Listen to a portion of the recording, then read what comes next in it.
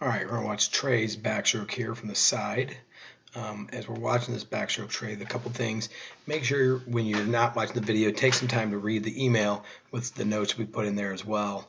Those notes will kind of be just a little guide to help maybe even before or after practice, before or after meets. If you don't have time to watch the video, just every now and again look at them, see what we're saying.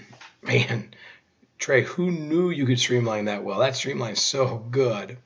So anyway, make sure you take some time to check out those notes and see what we have to say. So we're going to start this over a little bit.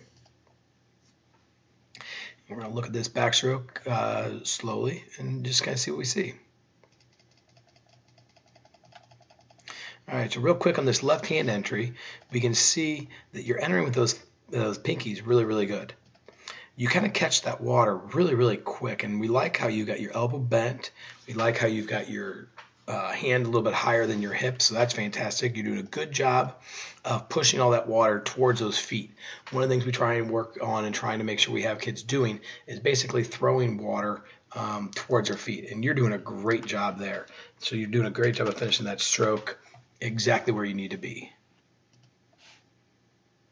On the right hand entry here,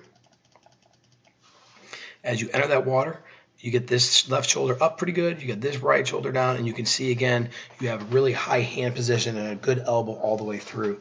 That looks fantastic. The other thing I really like right here is your head position is nice and still, it looks like. It's nice and back, so you're in that neutral position. You got a lot of good strength here on that pull. I mean, right here, again, you can see the power that you're getting with that hand is fantastic.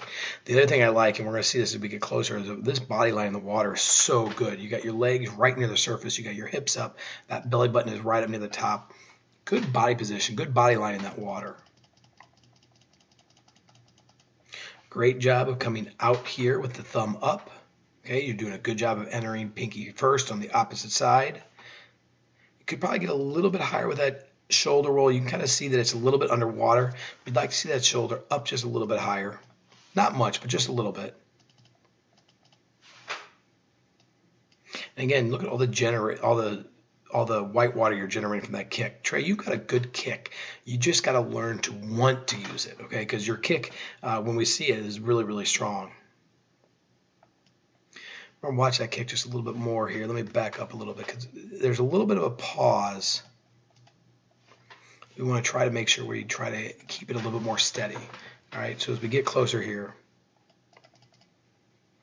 we're going to cut it down to quarter speed.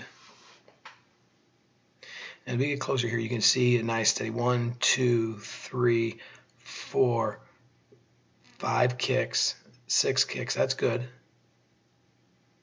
There's this pause right there.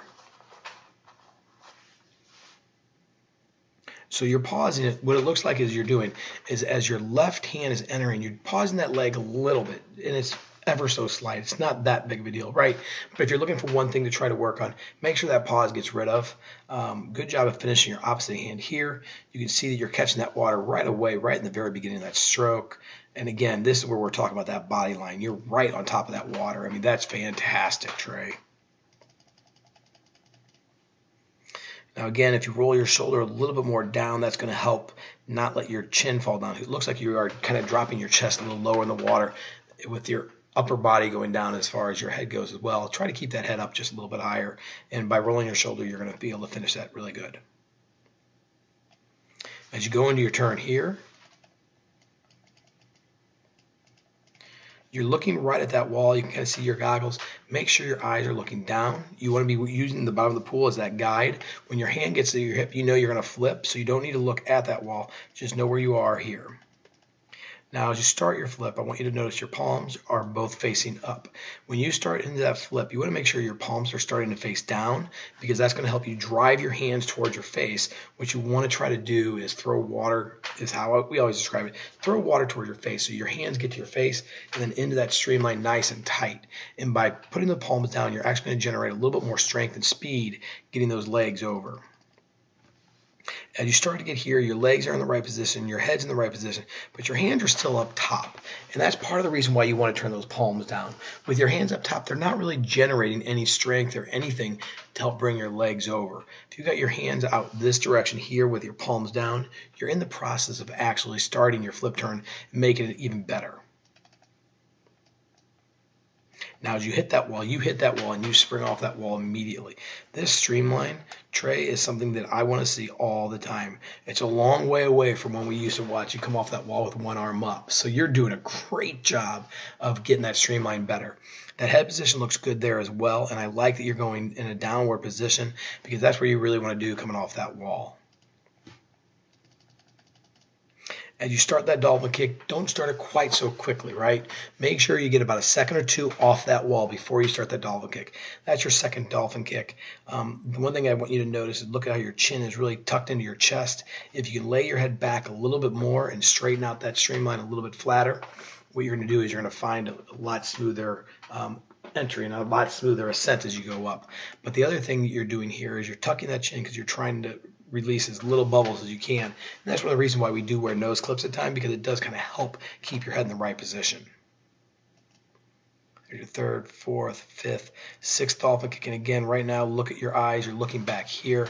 Here's where the flags are. So you're about a half a body length. By the time you really get up, you're going to be about a body length ahead. But you want that head back here a little bit better so your eyes are still straight up. I like where you started your breakout as far as starting early, but it's probably a little bit too early. We'll see where we are when we get up. So here's where you want your head to be breaking the surface, right when your hand is there. So again, like I say, it was probably a little bit early, and you can see you're already trying to catch your left arm. And this is one of the things we talk about a lot with your freestyle two trays. You kind of rush through those breakouts. So as your head breaks the surface, you actually have both hands almost in the exact same spot. This hand's just coming out, but this hand's almost to your hip. So if you work the breakout a little bit better, wait a little bit longer, I think you're going to find it's going to be a little bit better transition right into your swimming. And right away with that first stroke of that right arm, you can see that you kind of pause with that kick. So do keep in mind, keep that kick steady all the way through. But all in all, great job, Trey. Thanks.